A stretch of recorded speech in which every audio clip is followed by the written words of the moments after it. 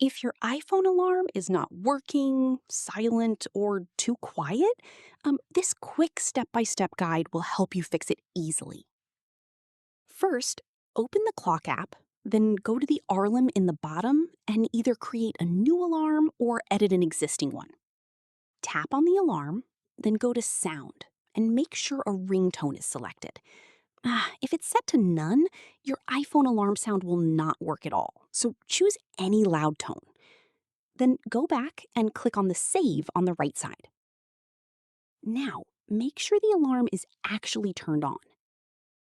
Next, go to Settings, scroll down, and tap on Sounds and Haptics. Here you'll see the ringer and alerts volume slider. Drag it to increase the volume. This directly controls your iPhone alarm volume, so make sure it's not too low. Also, turn off Change with Buttons so your volume buttons don't accidentally lower your alarm sound. Now, for another important fix, go back to Settings, tap on Face ID and Passcode, enter your passcode, then scroll down and turn off Attention Aware features.